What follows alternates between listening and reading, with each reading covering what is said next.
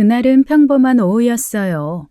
설거지를 마치고 거실에 앉았는데 모르는 번호로 전화가 왔습니다. 이징숙 씨 되시죠? 어머니 박은숙 씨 건으로 연락드립니다. 어머님이 자택에서 쓰러진 채 발견되셨는데 현장에서 사망이 확인됐습니다. 저는 그 순간 심장이 한 박자 건너뛴 것 같았죠. 어머니요? 저는 어머니와 연락이 끊긴 지 30년이 넘었는데요. 어머니 사시는 주소도 모르는데. 전화를 끊고도 한참을 그 자리에 서 있었어요. 어머니. 그 세 글자가 입안에서 돌처럼 굴러다녔습니다. 남편이 안방에서 나오며 제 얼굴을 보더니 급히 달려왔죠. 여보, 무슨 전화야? 당신 얼굴이 하얘졌어. 어머니가 돌아가셨대. 뭐? 장모님이? 그게 무슨... 지금 어디 계신 건데? 나도 오늘 처음 주소를 받았어. 당장 가보자. 짐 싸, 내가 차 뺄게. 옷을 챙기는데 손끝이 차갑게 떨렸죠. 어머니라는 단어가 이토록 낯설게 느껴진 적이 없었어요. 차창 밖으로 풍경이 스쳐 지나가는 사이 잊었던 기억이 불쑥 떠올랐습니다. 21살 어머니가 제 등을 떠밀며 서울행 버스에 태우던 날이요. 한 번 안아주지 않던 차가운 손, 한 번도 돌아보지 않던 그 뒷모습이 제가 기억하는 마지막 어머니였죠. 어머니가 살았다는 곳은 낡은 다세대 건물 3층이었어요. 한 번도 와본 적 없는 작은 시골 동네, 한 번도 본 적 없는 문. 저는 남편과 나란히 그 문 앞에 섰습니다. 문을 열자 좁은 방 안에 어머니의 세월이 고스란히 놓여 있었죠. 누군가의 삶이었을 낡은 살림살이들이 낯선 사람 것처럼 느껴졌어요. 장례는 조문객도 없이 쓸쓸했습니다. 텅 빈 조문록 위에 30년이라는 시간이 그대로 적혀 있는 것 같았죠. 꽃 한 송이를 놓아줄 사람 없이 어머니는 떠나고 있었어요. 그 정막 속에서 누군가 다가왔습니다. 오래돼 보이는 이웃 할머니 한 분이었어요. 은순이 딸이야? 네. 혹시 저희 어머니 잘 아시나요? 알다 마다. 같은 층에서 10년 넘게 살았는데 참 조용한 사람이었지. 이렇게 갈 줄은 몰랐다. 어머니가 평소에 어떻게 지내셨는지 여쭤봐도 될까요? 저는 사정이 있어서 오래 연락을 못했거든요. 혼자였어. 나가는 것도 잘 안 보이고 누가 찾아오는 것도 없고. 그런데 할머니가 말끝을 흐리며 잠시 뜸을 들였죠. 몇 달 전부터 젊은 남자가 네 어머니 집을 자주 드나들더라고. 누군진 나도 잘 몰라. 은순이한테 물어봐도 대답을 안 하더라고. 할머니는 그 말만 남기고 돌아서 버렸어요. 젊은 남자라니. 30년을 혼자 살았다는 어머니 곁에 젊은 남자가 있었다니. 저는 남편과 눈이 마주쳤지만 아무 말도 꺼낼 수가 없었습니다. 장례를 마치고 나니 현실적인 문제가 남았어요. 어머니가 살던 월세집을 비워야 했습니다. 집주인에게 연락을 하니 빠르게 빼달라는 말뿐이었죠. 남편과 둘이서 어머니의 물건들을 하나씩 정리하기 시작했어요. 밥그릇이 딱 하나였습니다. 수저도 한 벌, 슬리퍼도 한 켤레. 냉장고 안에는 혼자 먹다 남긴 반찬통 2개가 구석에 밀려 있었죠. 누군가와 밥 한 끼 나눈 흔적이 이 집 어디에도 없었어요. 살림살이 하나하나가 철저하게 한 사람 몫이었습니다. 사람이 이렇게까지 혼자 살 수 있는 건가? 젖은 걸레처럼 무거운 생각이 가슴에 내려앉았죠. 싱크대 위에 놓인 컵 하나가 유독 눈에 들어왔어요. 손잡이가 반쯤 깨져 있었는데 버리지 않고 쓴 자국이 선명했습니다. 새 컵 하나 사지 않고 깨진 것을 끝까지 붙잡고 산 사람. 그게 어머니의 30년이었죠. 정리를 잠시 멈추고 밖으로 나왔더니 건물 앞에 아주머니 서너 분이 모여 계셨어요. 혹시 장모님 생전에 어떻게 지내셨는지 아시는 분 계십니까? 은순 씨? 아이고, 우리도 잘 몰라. 워낙 조용한 사람이라 인사만 겨우 하고 지냈지. 맞아. 혼자 나갔다 혼자 들어오고 말 한마디 섞은 적이 거의 없어. 혹시 어머니 찾아오는 젊은 남자 본 적 있으세요? 몇 번 본 것 같기도 한데 누군지 나도 몰라. 얼굴만 언뜻 봤지. 나도 그래. 가끔 오더라고. 그런데 은순 씨한테 물어봐도 대답을 안 하니까 우리가 더 캘 수도 없고. 장모님과 연락하는 사람도 없었나요? 연락? 은순 씨 핸드폰 없었어. 전화기 자체를 안 갖고 다녔다니까. 핸드폰이 없었다는 말에 저는 숨이 멎는 것 같았습니다. 이 시대에 전화기 없이 산다는 건 세상과 줄을 끊겠다는 뜻이나 다름없었죠. 다시 어머니 집으로 올라와 서랍을 하나씩 열었어요. 깊숙한 곳에서 낡은 수첩 한 권이 나왔습니다. 모서리가 달아 흐물거리는 수첩이었죠. 펼쳐보니 적힌 것이 고작 몇 줄이었어요. 기름집 전화번호, 정육점 번호, 집주인 연락처. 그게 전부였습니다. 30년을 살면서 이 수첩에 친구들 이름 하나 남기지 않은 거예요. 어머니는 대체 무엇으로부터 이렇게까지 자기 자신을 지워버린 걸까요? 어떤 사연이 있으면 사람이 이토록 흔적 없이 살 수 있는 건지 저는 도무지 알 수가 없었어요. 수첩을 덮는데 이웃 할머니의 말이 또 귓가를 맴돌았습니다. 젊은 남자. 세상과 완전히 단절된 어머니 곁에 유일하게 존재했던 사람. 그 남자가 대체 누구인지 머릿속에서 떠나질 않았죠. 점심때가 되자 남편이 밖에서 밥을 먹자고 했어요. 아침부터 먼지 속에서 짐을 정리하느라 둘 다 지쳐 있었습니다. 어머니 집 근처 작은 식당에 들어가 앉았죠. 음식을 기다리는데 카운터 쪽에서 식당 주인과 손님의 대화가 흘러들어왔어요. 아, 그 3층 혼자 살던 할머니? 결국 돌아가셨구만. 어머, 진짜? 그 할머니 서울 부자 첩이었다며. 돈 받아서 여기 내려와서 산 거라고 다들 그러던데. 글쎄, 첩이면 좀 잘 살아야 할 거 아니야. 그렇게 쪼들려 살았으면서 무슨 첩이야? 아이, 언니도 첩이 다 잘 살아? 버림받으면 그렇게 되는 거지 뭐. 하긴 그 나이에 혼자 산 거 보면 뭔가 있긴 있겠지. 자식도 안 오더만. 마지막 말이 비수처럼 꽂혔습니다. 자식도 안 오더만. 그 자식이 바로 저였죠. 밥숟가락을 들고 있던 손이 굳어버렸어요. 남편이 제 표정을 보더니 바로 알아챘습니다. 여보, 나가자. 여기서 안 먹어도 돼. 아니, 괜찮아. 괜찮지 않잖아. 일어나. 밥은 다른 데서 먹자. 남편이 제 팔을 잡고 식당을 나왔어요. 등 뒤로 쏟아지는 시선이 느껴졌지만 돌아보지 않았습니다. 바깥바람이 얼굴을 스치는데 그게 오히려 나았죠.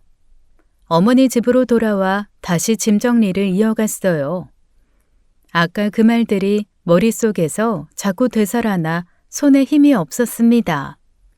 장롱 안쪽을 비우다가 깊숙한 곳에서 낡은 상자 하나가 손에 잡혔죠. 먼지가 두껍게 내려앉은 걸 보면 오래전에 넣어둔 것이었어요. 뚜껑을 열자 사진들이 빼곡하게 들어 있었습니다. 아기 사진부터 시작해서 유치원, 초등학생, 중학생, 한 남자아이가 자라는 과정이 시간 순서대로 담겨 있었죠. 어머니와 함께 찍힌 사진도 여러 장이었어요. 사진 속 어머니는 제가 알던 그 차갑고 무표정한 사람이 아니었습니다. 눈가에 주름이 잡힐 만큼 웃고 있었고 아이를 아는 품이 유난히 다정해 보였죠. 저한테는 한 번도 보여준 적 없는 얼굴이었어요. 평생 어머니의 따뜻한 눈빛 제대로 받아본 기억이 없는 저한테 이 사진은 잔인했습니다. 그 순간 식당에서 들었던 소문이 머릿속을 파고들었죠. 서울 부자의 첩. 저를 서울로 내쫓았을 때 어머니는 41였어요. 한창 여자로서 살 수 있는 나이. 그 나이면 충분히 누군가의 곁으로 들어갈 수 있었겠죠. 딸은 내다버리고 다른 남자 사이에서 아이를 낳아 이렇게 웃으며 키운 건가. 제가 전 남편에게 맞고 울던 그 시절에도 모른 척했던 사람이 남의 아이한테는 저런 얼굴을 할 수 있었던 건가. 그 생각이 스며드는 순간 사진을 쥔 손끝이 하얗게 질려갔습니다. 사진을 쥔 채 그 자리에 주저앉았어요. 다리에 힘이 빠진 게 아니라 마음이 먼저 무너진 거였죠. 30년이었어요. 상자 안에 담긴 건 사진이 아니라 제가 받지 못한 세월이었어요. 어머니가 누군가에게 쏟은 시간이 이 상자 안에 전부 들어 있었습니다. 이름도 모르는 아이에게 건넨 온기가 제 몫이었어야 한다는 생각에 숨이 막혔죠. 분노라고 부르기엔 너무 깊은 곳에서 올라오는 감정이었어요. 볼을 타고 눈물이 흐르는 줄도 몰랐습니다. 남편이 놀라서 달려왔어요. 여보, 왜 이래? 무슨 일이야? 여보, 나 좀 봐. 이것 좀 봐. 어머니가 아이를 키웠어. 나 버려놓고 다른 아이를 키운 거야. 뭐? 이 사진이 다 뭐야? 일단 좀 진정하고. 여보, 울지 마. 어떻게 진정을 해? 사진 봐. 웃고 있잖아. 나한테는 평생 한 번도 안 지어준 표정을 저 아이한테는 지어주고 있었다고. 남편이 아무 말 없이 저를 안아주었습니다. 그 온기에 기대는 순간 잊고 살았던 기억이 무너진 벽처럼 쏟아져 내렸죠. 30년 전이었습니다. 제가 21살. 어렸을 때 일이었죠. 전 남편의 손이 올라오면 저는 늘 방구석으로 몸을 웅크렸어요. 좁은 방이라 피할 곳이 없었습니다. 머리를 감싸고 바닥에 엎드리면 발길이 등짝 위로 내려왔죠. 소리를 지르면 더 맞았어요. 그래서 입술을 깨물고 숨을 죽이는 법을 배웠습니다. 그 어린 나이에 사람이 짐승 앞에서 죽은 척하는 법을 익힌 거였죠. 혹시 이런 경험을 해보신 분이 계실까요? 도움을 청할 곳이 아무 데도 없다는 걸 알면 사람은 울음조차 포기하게 돼요. 그 지옥 같던 날들 뒤로 어머니가 저를 서울행 버스에 태우던 장면이 떠올랐습니다. 왜 가야 하는지도 앞으로 어떻게 되는 건지도 몰랐어요. 어머니는 아무 설명도 해주지 않았죠. 짐 하나 들려보내며 돌아보지도 않았습니다.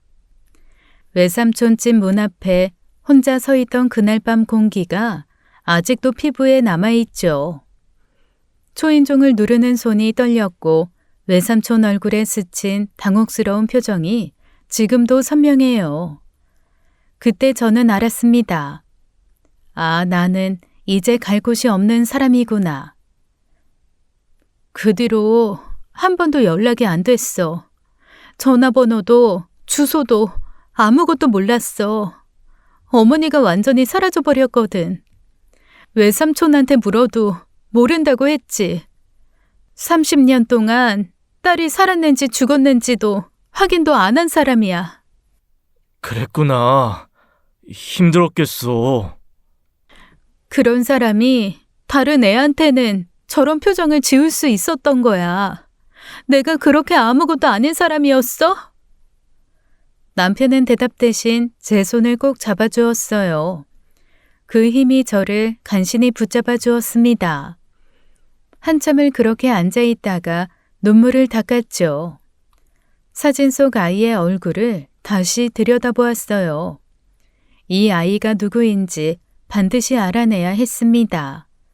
눈물을 닦고 다시 장롱 앞에 섰어요. 비워야 할 것들이 아직 많았습니다. 안쪽 깊숙한 곳을 더듬다가 손끝에 무언가 닿았죠. 가죽 표지가 갈라진 낡은 일기장이었어요. 오래 눌려 있었는지 표지가 장롱 바닥에 달라붙어 있었습니다. 조심스럽게 떼어내자 종이 냄새가 아닌 세월의 습기가 코끝을 스쳤죠. 첫 장을 넘기자 빼곡한 글씨 사이로 한 이름이 눈에 박혔어요. 준혁. 페이지를 넘길수록 그 이름이 반복해서 나왔습니다. 여보, 이것 좀 봐. 어머니 일기장인 것 같은데 준혁이라는 이름이 계속 나오네. 준혁이? 아까 그 사진 속 아이 이름인가? 그런 것 같아. 틀림없어. 저는 일기를 천천히 읽어내려갔어요. 그런데 이상했습니다. 어머니가 준혁이에 대해 적은 글에서 사랑이나 애정 같은 건 찾을 수가 없었죠. 글자마다 죄책감이 배어 있었어요. 아이를 바라보는 시선이 따뜻함이 아니라 두려움에 가까웠습니다.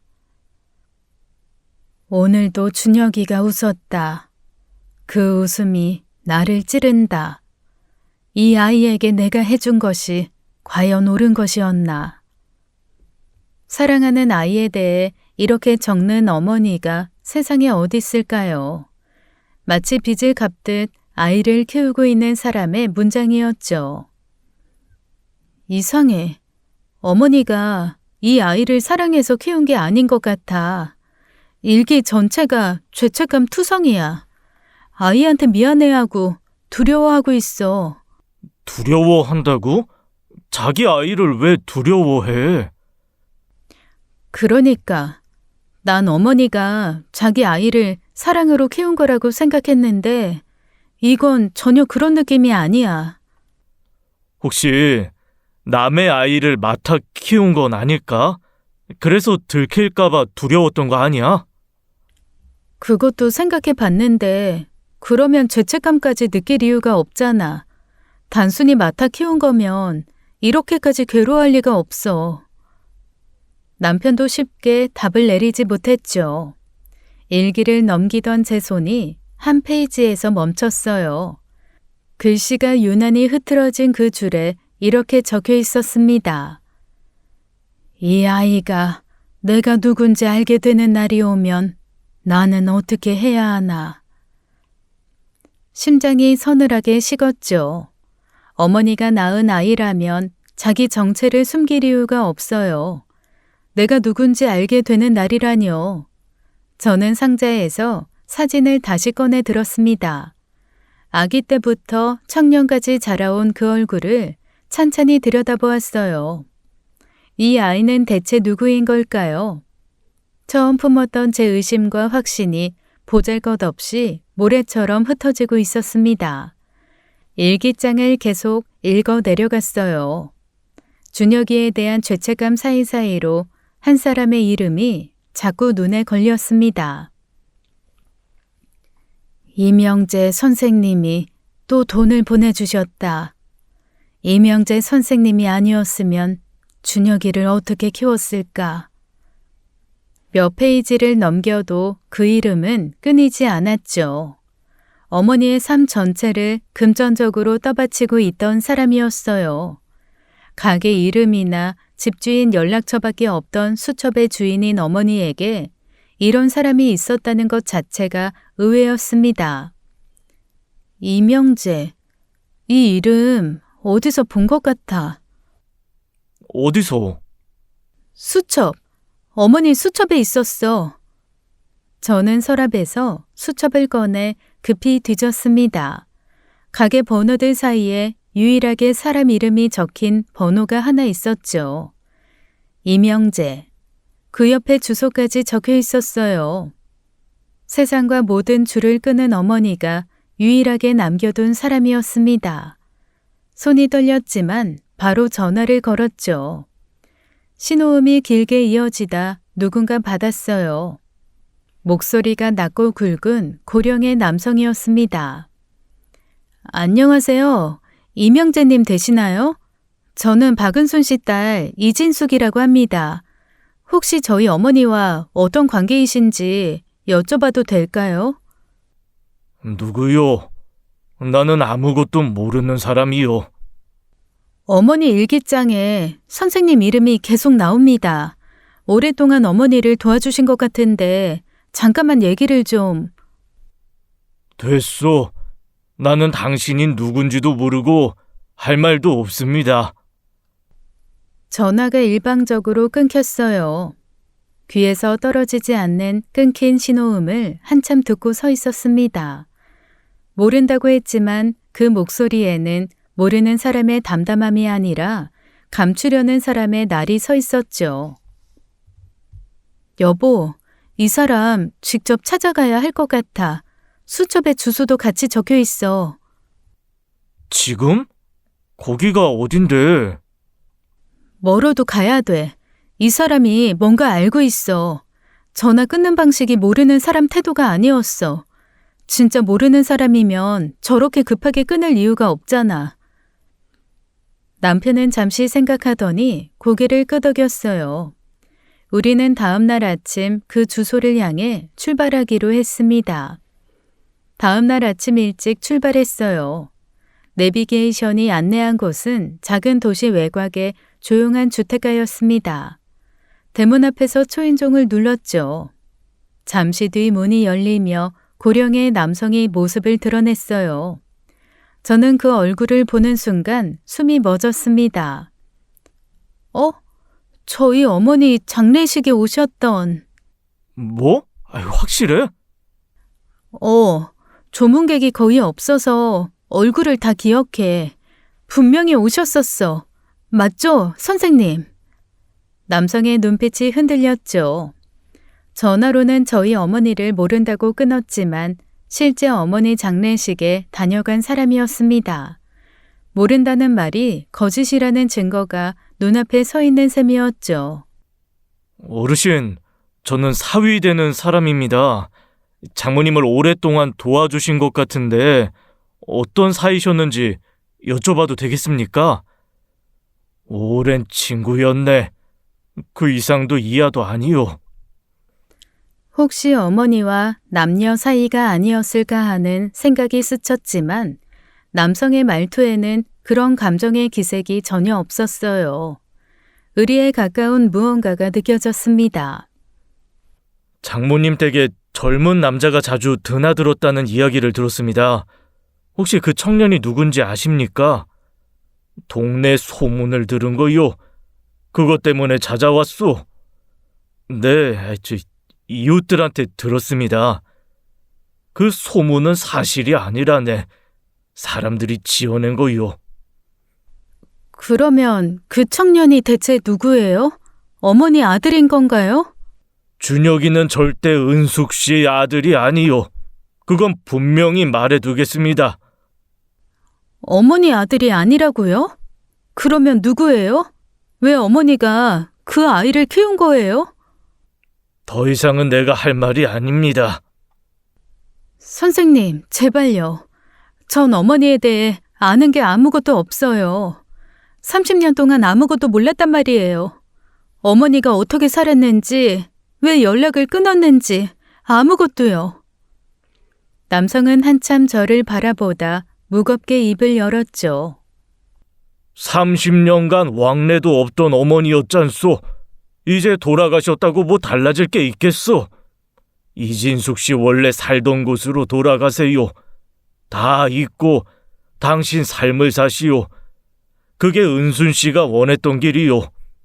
은순 씨는 평생을 그렇게 바라며 살았고 당신이 모르고 사는 게 그 사람한테는 유일한 위안이었습니다.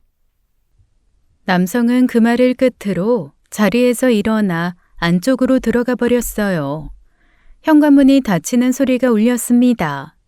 남편이 제 어깨를 잡았지만 저는 그 문 앞에서 한동안 움직일 수가 없었죠. 어머니가 원했던 길이라는 말이 발목을 붙잡았어요. 당신이 모르고 사는 게 유일한 위안이었다는 말이 가슴 한복판을 관통했습니다. 어머니는 죽어서까지 저를 진실에서 멀어지게 하려 한 건가?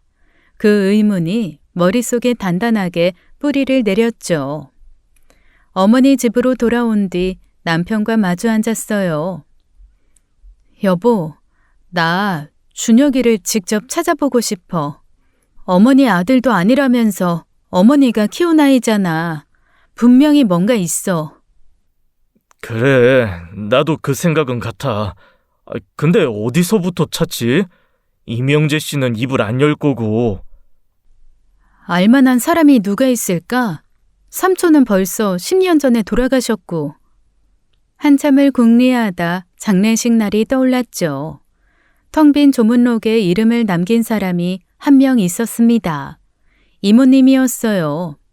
솔직히 이모님과도 왕래가 없었죠. 어머니와 연이 끊기면서 친정 쪽 사람들 모두와 멀어졌으니까요. 이모에게 전화를 걸어 겨우 만남을 잡았습니다. 장례식장에서 받아둔 연락처가 있어 다행이었어요. 이모님은 동네 찻집에서 저를 보자마자 눈시울을 붉히셨죠. 언니 장례식에서 널 보고도 차마 말을 못 걸었다. 이모, 오랜만이에요. 이모도 어머니랑 연락이 끊기셨던 거예요? 그래. 언니가 어느 날 갑자기 사라져버렸어. 전화도 안 되고 주소도 모르고. 몇 년 전에 외할아버지 유상 상속 문제로 잠깐 만난 게 전부야. 어머니가 준혁이라는 아이를 키웠거든요. 혹시 그 아이에 대해 아시는 거 있으세요? 준혁이? 아니, 나는 처음 듣는 이름인데.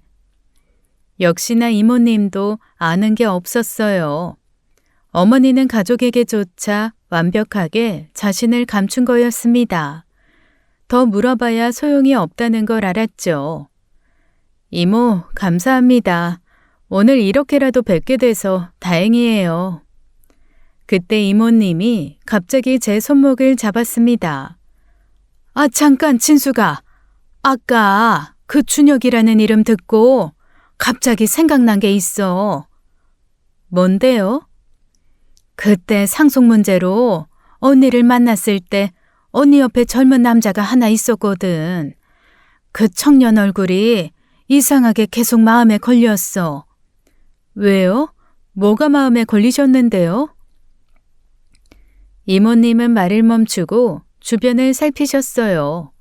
그리고 제 쪽으로 몸을 기울여 목소리를 낮추셨죠. 진수가, 지금 남편 되는 사람이 네가 전에 사별한 남편이 있었던 거 알아? 심장이 한 박자 멈춘 것 같았어요. 전 남편 이야기가 이 자리에서 나올 줄은 상상도 못했습니다.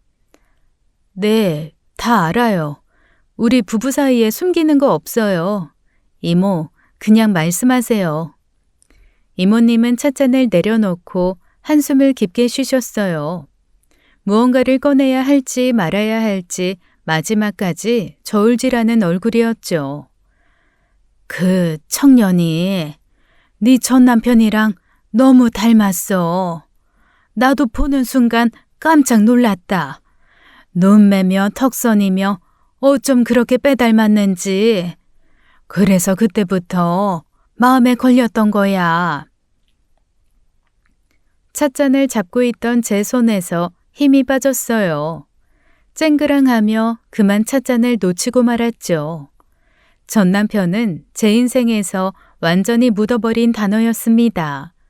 그 이름이 30년이 지나 이런 식으로 되살아올 줄은 꿈에도 몰랐죠. 이모님과 헤어지고 어머니 집으로 돌아오는 차 안에서 저는 한마디도 하지 못했어요. 남편도 저를 건드리지 않았습니다. 창밖으로 지나가는 가로등 불빛만이 눈에 들어왔죠. 머릿속에는 이모님의 마지막 말만 끊임없이 재생되고 있었어요. 방 안에 들어서자 아까 꺼내둔 사진들이 바닥에 그대로 흩어져 있었죠. 저는 그 사진 앞에 털썩 주저앉았어요. 전 남편이 죽은 건 제가 어머니에게 쫓겨나기 직전이었습니다. 그 뒤로 저는 서울로 올라왔고 그 시절과 관련된 모든 것을 끊어냈죠. 전 남편의 얼굴조차 기억에서 지웠어요. 이름을 떠올리는 것만으로도 온몸에 멍이 다시 드는 것 같아서 스스로 봉인해버린 기억이었습니다. 그렇게 30년을 살았죠. 그런데 어머니 장례를 치르고 나니 그 얼굴을 빼닮은 청년이 불쑥 나타난 거였어요. 어머니가 그 청년을 곁에 두고 키웠다는 사실이 머릿속에서 제멋대로 가지를 뻗기 시작했습니다. 사진을 곰곰이 다시 보니 그 청년 얼굴에서 전 남편의 얼굴이 보이는 듯 했어요. 아니, 이모님 이야기를 듣고 나니 확실히 보였죠. 전 남편은 저를 매일 짓밟던 사람이었어요. 주먹이 날아오지 않는 날이 없었고 저는 그 안에서 사람이 아닌 것처럼 살았죠. 밥을 차려도 맞고 말을 해도 맞고 숨을 쉬는 것조차 이유가 되던 날들이었어요. 그런 남자의 얼굴을 가진 아이를 어머니가 키웠다. 어머니와 전 남편 사이에 무슨 일이 있었던 건 아닌가 그 생각이 떠오르는 순간 속이 뒤집어지는 것 같았어요. 여러분, 자기 어머니에 대해 이런 상상을 해야 하는 심정이 어떤 건지 아시겠어요? 차라리 모르는 게 나았을 수도 있다는 말이 왜 존재하는지 그때 처음 알았습니다. 아무리 그래도 제 어머니가 그런 짓을 했을 리가 없다고 스스로 고개를 저었어요. 하지만 한번 떠오른 상상은 아무리 밀어내도 벽에 스민 물처럼 번져나왔죠. 남편이 제 옆에 조용히 앉았어요. 여보, 나 좀 봐. 당신 지금 위험한 생각하고 있지? 아니야. 아니라고 생각하고 싶어. 근데 머리가 말을 안 들어. 진수가 그만하자. 어머니도 이명재 씨도 모두 너한테 돌아가라고 했어. 우리가 여기서 이러고 있을 이유가 없어. 여보. 우리 아이가 서울에서 기다리고 있어. 집에 가서 원래대로 살자. 여기서 뭘 더 파헤쳐봤자 너만 더 아파. 어머니는 네가 모르길 원했던 거잖아. 그걸 머리로는 알아. 근데 여보, 나도 모르겠어. 이게 뭔지, 내가 뭘 모르고 살았던 건지. 이 상태로 서울에 올라가면 난 평생 이걸 안고 살아야 해. 그래도 모르는 게 나을 수도 있어. 알게 되면 돌이킬 수 없는 것도 있어. 돌이킬 수 없어도 좋아. 이미 30년을 속고 살았는데 남은 인생까지 눈 감고 살 순 없어. 남편은 더 이상 말을 잇지 못했어요. 제 눈에서 흐르는 눈물을 보고 있었겠죠. 남편 말이 틀리지 않다는 걸 저도 알았어요. 진실이 반드시 좋은 것만은 아니라는 걸 살면서 배웠으니까요. 하지만 고개를 끄덕일 수가 없었습니다. 대답 대신 눈물만 볼을 타고 흘러내렸죠. 고민 끝에 준혁이를 직접 찾기로 했어요. 이명재 씨도 이모님도 답을 주지 못했으니 본인을 만나는 수밖에 없었습니다. 어머니가 살던 동네를 다시 돌며 이웃들에게 물어봤죠. 혹시 어머니 집에 드나들던 젊은 남자 어디 사는지 아시는 분 계세요? 글쎄, 차 타고 오는 건 봤는데 어디서 오는지 몰라. 나도 마주친 적은 있는데 인사도 안 하고 지나가더라고. 여기 사는 사람은 아닌 것 같아. 아무도 모른다는 대답뿐이었어요. 반나절을 돌아다녀도 실마리 하나 잡지 못하고 허탕이었습니다. 지친 발을 끌고 어머니 집으로 돌아왔는데 현관문에 작은 쪽지가 붙어 있었죠. 접힌 종이를 펼치자 짧은 글씨가 적혀 있었어요. 저를 찾지 마십시오. 손글씨였습니다. 누군가 우리가 없는 사이 직접 와서 붙이고 간 거였죠. 찾지 말라는 말을 전하기 위해 이 문 앞까지 왔다는 뜻이었어요. 여보, 이것 좀 봐. 준혁이가 직접 붙이고 간 것 같아. 뭐? 야, 우리가 자기를 찾고 있다는 걸 알고 있었다는 거잖아. 그러니까 우리를 계속 지켜보고 있었던 거야. 오히려 확신이 생겼어요. 숨을 이유가 없는 사람은 이렇게까지 하지 않습니다. 저는 어머니 집에 머물며 수소문을 멈추지 않았어요. 남편은 불안해했지만 제 곁을 지켜주었죠. 3일째 되던 날 저녁이었습니다. 슈퍼에서 저녁거리를 사들고 골목을 걷는데 뒤에서 차 한 대가 천천히 따라왔어요. 제 옆에 멈춰서더니 차창이 스르륵 내려갔죠. 그만 찾으세요. 낮고 단단한 목소리였어요. 고개를 돌리니 젊은 남자가 운전석에 앉아 저를 보고 있었습니다. 너 준혁이지? 제발 잠깐만 얘기 좀 하자. 난 박은순 씨 딸이야. 알고 있습니다. 그래서 더 만나면 안 됩니다. 우리가 서로 만나봤자 좋을 일 없어요. 제가 누군지 알면 당신만 힘들어집니다. 잠깐만. 너 어머니랑 무슨 사이야? 왜 어머니가 널 키운 거야? 준혁이는 대답하지 않았어요. 입을 굳게 다문 채 차창을 올리더니 그대로 어둠 속으로 사라져버렸습니다. 짧은 순간이었지만 저는 분명히 보았어요. 준혁이의 눈빛 안에 서려있던 것은 거부가 아니라 두려움이었죠. 무언가를 알고 있는 사람만이 가질 수 있는 떨림이 그 눈 안에 있었습니다. 뒤늦게 남편이 숨을 헐떡이며 뛰어왔어요. 여보, 괜찮아? 무슨 차야? 준혁이었어. 직접 찾아왔어. 자기 찾지 말라고. 진수가, 제발 이제 그만하자. 이거 우리가 감당할 수 있는 일이 아닌 것 같아. 서울로 올라가자. 남편의 목소리에 처음으로 간절함이 묻어 있었습니다. 하지만 저는 포기할 수 없었어요. 이제는 오기가 생기기 시작했죠. 남편의 만류를 뿌리치고 다음 날 아침 이명재 씨 집 앞에 다시 섰습니다. 초인종을 눌렀죠. 안에서 인기척이 있었지만 문이 열리지 않았어요. 한 번 더 눌렀습니다. 그래도 나오지 않았죠. 이명재 선생님, 저 이진숙입니다. 문 안 열어주셔도 괜찮아요. 여기서 기다리겠습니다. 한참이 지나서야 문이 열렸어요.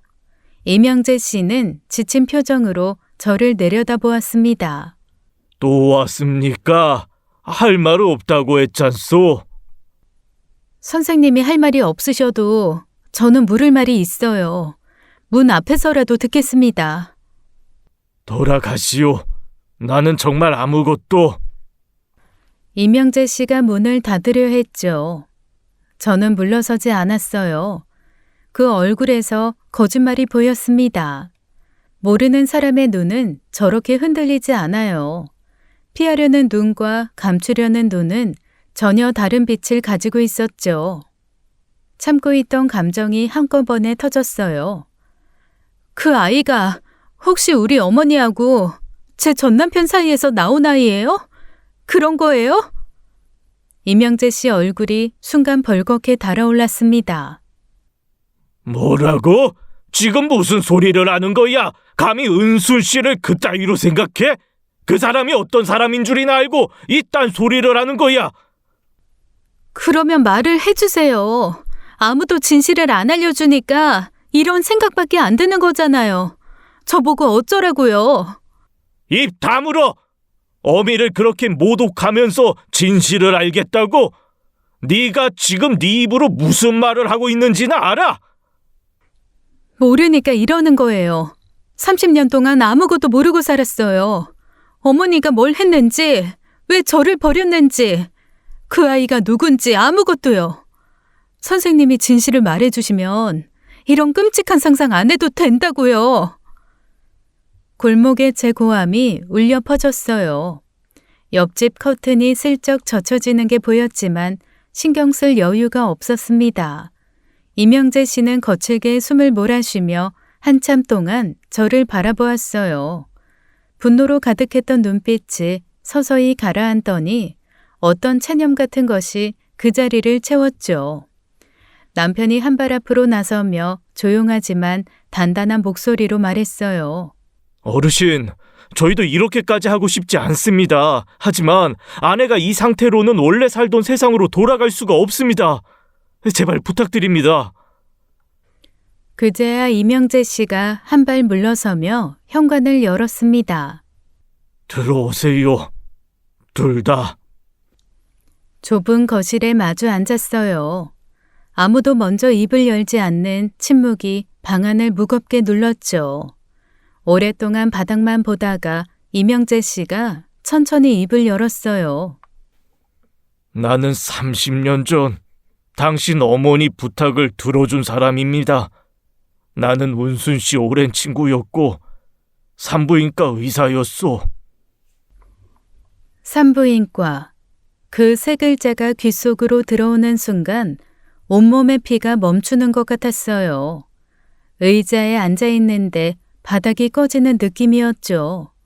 산부인과 의사가 어머니의 부탁을 들어줬다는 말에 30년 전 끔찍한 기억이 살아났습니다. 이명재 씨는 두 손을 무릎 위에 올린 채 무거운 숨을 내쉬었어요. 그리고 30년 동안 닫아두었던 문을 열듯 천천히 말을 꺼내기 시작했습니다. 30년 전 만삭의 젊은 여자가 내 병원에 왔습니다. 배를 움켜쥐고 걸음도 제대로 못 걷는 상태였지. 그게 당신이었소.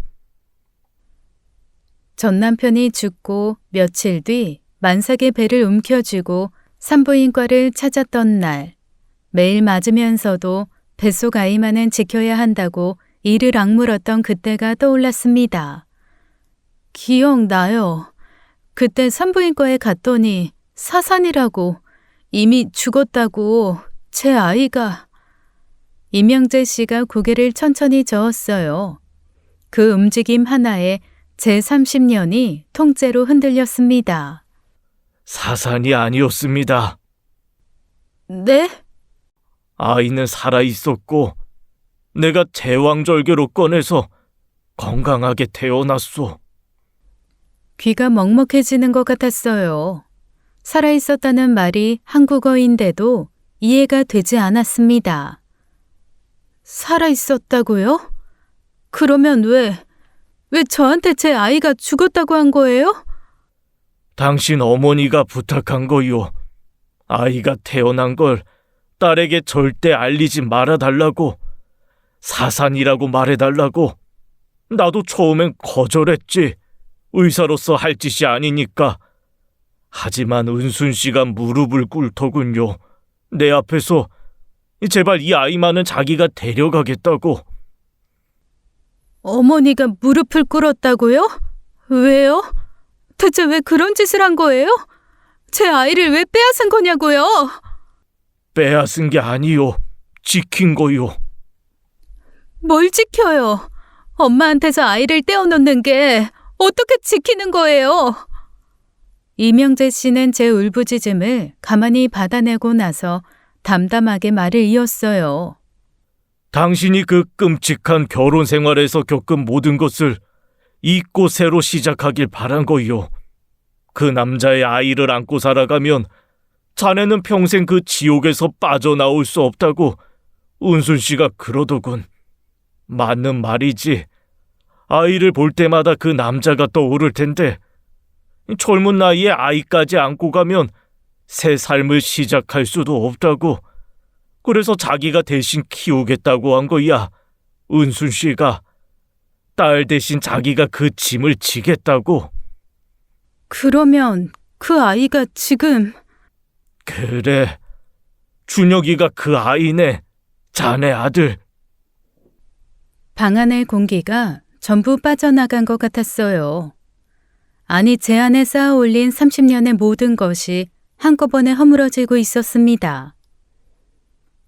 아들이라고요? 제 아이가 살아있었다고요? 30년 동안? 어머니가 제 아이를 데려가서 키웠다고요? 목소리가 비명이 됐는지 속삭임이 됐는지 스스로도 알 수 없었어요. 남편이 옆에서 제 어깨를 잡았지만 몸이 주체할 수 없이 떨렸죠. 죽은 줄 알았던 아이가 살아있었습니다. 어머니가 저 대신 그 아이를 안고 사라졌던 거였어요. 저는 의자에서 미끄러지듯 바닥에 무너졌습니다. 남편이 급히 저를 붙잡았지만 제 귀에는 아무 소리도 들리지 않았죠. 30년 전 병원 침대 위에서 들었던 사산이라는 말 한마디가 지금 이 순간 산산이 부서지고 있었어요. 이명재 씨 집을 나와 차에 올라탔지만 아무것도 생각할 수가 없었습니다. 남편도 운전대를 잡지 않았어요. 우리 둘 다 방금 들은 것을 소화할 시간이 필요했죠. 차 안이 고요했어요. 그 고요 속으로 잊었던 기억들이 파도처럼 밀려들기 시작했습니다. 전 남편의 주먹은 항상 예고 없이 날아왔어요. 만삭의 배를 안고 구석에 쪼그리고 앉아있으면 발길이 허벅지를 걷어찼죠. 이불을 뒤집어 쓰고 배를 감싸며 속으로 빌었습니다. 제발 이 아이만은 다치지 않게 해달라고. 그때 제가 할 수 있는 유일한 것이 기도뿐이었죠. 그해 겨울 전 남편이 길에서 동사했다는 소식을 들었을 때 저는 울지 않았습니다. 솔직하게 말하면 슬프지 않았어요. 처음으로 내일이 두렵지 않다는 감각이 온몸에 퍼졌죠. 누군가의 죽음 앞에서 느낀 것이 해방감이라니. 그게 안도였다는 걸 저는 한참 뒤에야 알았습니다. 여러분은 사람을 잃고 슬픔 대신 안도를 느껴본 적이 있으신가요? 그 감정이 얼마나 자기 자신을 부끄럽게 만드는지 겪어보지 않으면 알 수가 없어요. 며칠 뒤 복통이 왔고 산부인과로 실려갔죠. 눈을 떴을 때 의사가 아이를 사산했다고 말했어요. 그 말을 듣고도 저는 눈물이 나오지 않았습니다. 슬프지 않았던 게 아니었어요. 다만 그때의 저는 이미 아무것도 느낄 수 없을 만큼 망가져 있는 상태였던 거였죠. 매맞는 세월이 감각이라는 것을 전부 앗아간 뒤였으니까요. 울어야 할 순간에 울지 못하는 사람이 있다면 그 사람은 슬프지 않은 게 아닙니다. 이미 슬픔을 담을 그릇이 깨져버린 거예요. 그런데 그게 거짓말이었습니다. 아이는 살아있었어요. 제가 아무것도 느끼지 못하는 사이에 어머니가 그 아이를 안고 빼돌린 거였죠. 어머니는 그 뒤에 저를 탓하듯 서울 삼촌 집으로 보냈습니다. 네 팔자가 사나워서 이 꼴이 된 거라고요. 지금 생각하면 그 차가운 말조차 저를 떠나보내기 위한 연기였던 겁니다. 제가 미련 없이 떠날 수 있도록 일부러 매정하게 굴었던 거였어요. 어머니를 원망하게 만들어서라도 뒤돌아보지 않게 하려고 했던 거였죠. 서울에 올라와 삼촌 집에서 더부살이를 하며 간신히 일었었죠. 지금의 남편을 선으로 만났고 재혼을 했어요. 아이도 낳고 평범한 살림을 꾸렸습니다.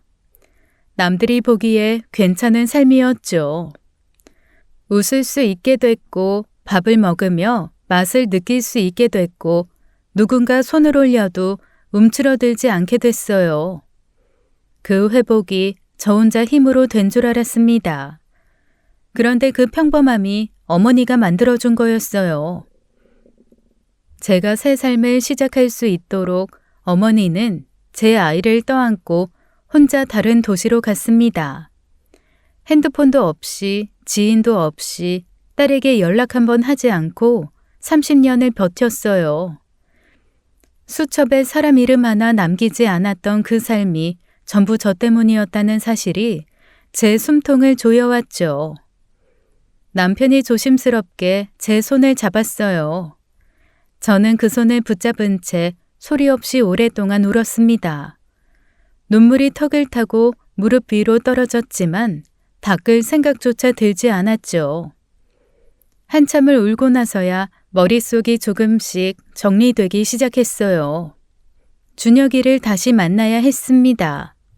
이번에는 어머니의 딸이 아니라 그 아이의 어머니로서요. 어머니 집 문 앞에 쪽지를 한 장 붙였어요.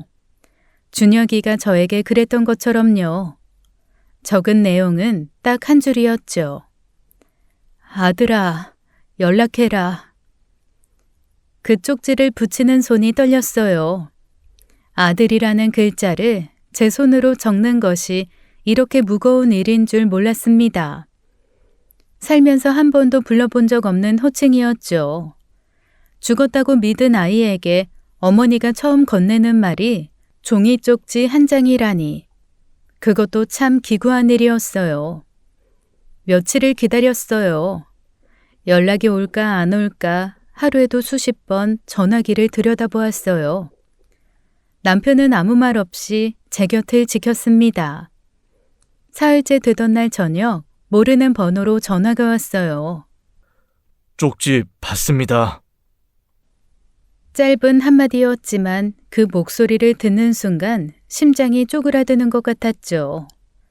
다음 날 오후 어머니 집 근처 공원 벤치에서 마주 앉았어요. 준혁이는 저를 똑바로 보지 못하고 자꾸 시선을 돌렸습니다. 저도 마찬가지였죠. 30년의 공백 앞에서 무슨 말부터 해야 할지 입이 열리지 않았어요. 이명재 선생님한테 다 들었어. 내 아들이라고. 네, 알고 있습니다. 알고 있었어? 언제부터? 할머니는 끝까지 숨기려 하셨어요. 근데 제가 고등학생 때 알게 됐습니다. 할머니한테 따져 물었더니 그날 밤새 우시더라고요. 그때부터 다 알고 있었던 거야? 네, 제 친어머니가 따로 있다는 것도, 할머니가 왜 저를 키웠는지도, 그래도 할머니가 원하는 대로 모르는 척 살았어요.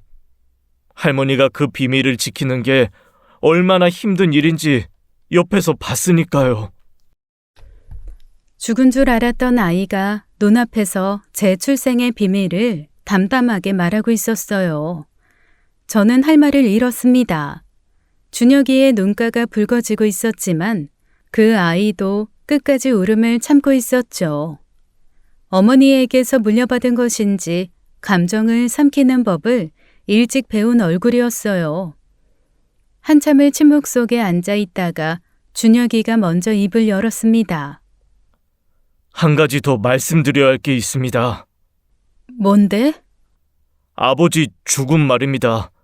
저는 그게 단순한 동사가 아니었다고 오랫동안 의심해 왔어요.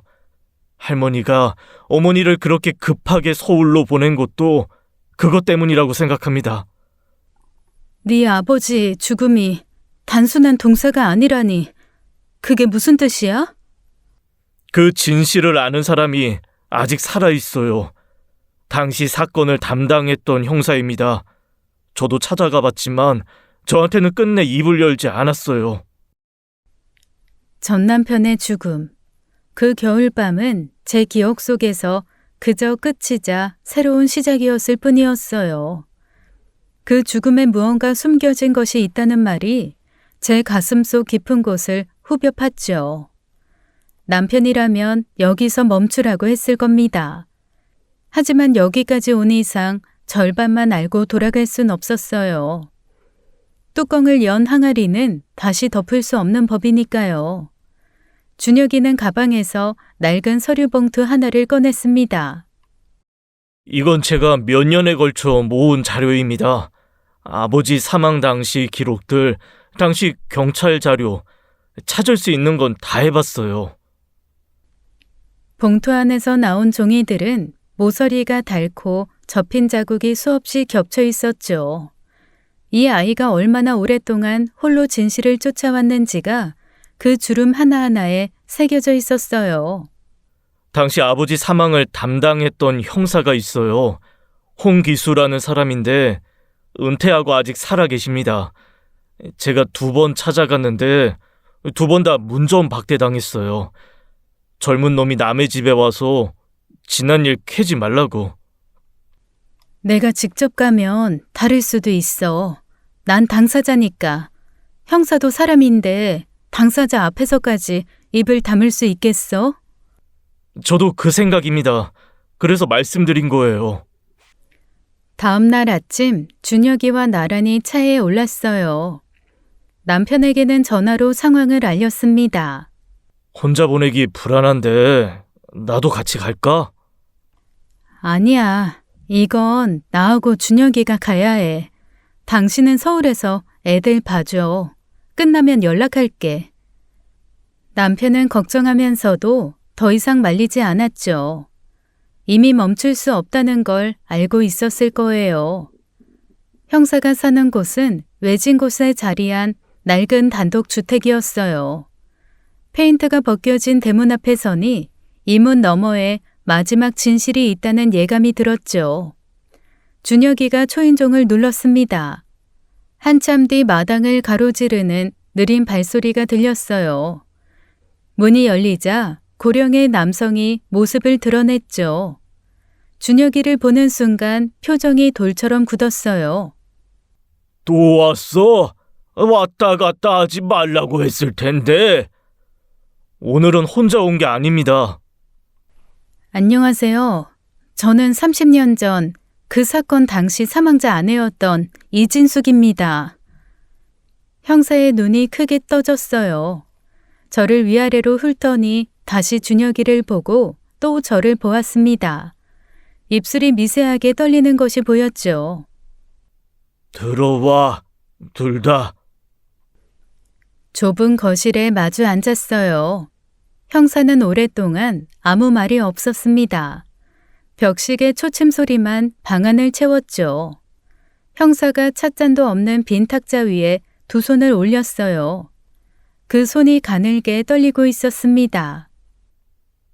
30년을 혼자 묵고 살았는데 언젠간 이 날이 올 줄은 알았지만 이렇게 올 줄은 몰랐네. 형사가 천천히 고개를 들어 저를 바라보았죠. 그 눈 안엔 30년치 무게가 고스란히 담겨 있었어요. 형사는 거친 숨을 한 번 내쉬고 말을 시작했어요. 30년 전 겨울 새벽에 신고가 들어왔어. 논둑 옆 길바닥에 남자가 쓰러져 있다고. 그래서 출동해 보니 이미 죽어 있었지. 전형적인 동사 현장이었어. 형사의 목소리는 낮고 건조했지만 한 글자 한 글자에 오래 짓누른 무게가 실려 있었죠. 단순 동사로 처리하면 그만인 사건이었어. 근데 현장에서 하나가 걸렸어. 죽은 남자 옆에 술병이 있었거든. 주변 술집을 돌아다녔지. 몇 개 되지도 않는 술집이니까. 그날 밤 그 남자와 함께 술을 마신 사람이 있는지 수소문을 했거든. 3번째 술집에서 주인이 기억하더라고. 그날 밤 중년 여자가 와서 그 남자한테 술을 계속 따라줬다는 거야. 남자가 이미 곤드레 만드레였는데도 여자가 연거푸 잔을 채웠다고 했어. 준혁이의 손이 무릎 위에서 꽉 쥐어지는 게 보였습니다. 저도 숨을 멈추고 있었어요. 술집 주인 진술로는 여자가 만취한 남자를 부축해서 나갔다고 했거든. 자기가 집에 데려다 주겠다고 하면서. 그래서 나는 바로 그 여자가 누군지 조사했지. 형사가 잠시 말을 멈추고 저를 바라보았죠. 그 여자가 당신 어머니였어. 알고 있었어야 할 말이었는지도 모릅니다. 하지만 직접 듣는 것은 차원이 달랐어요. 등뼈를 타고 냉기가 올라왔죠.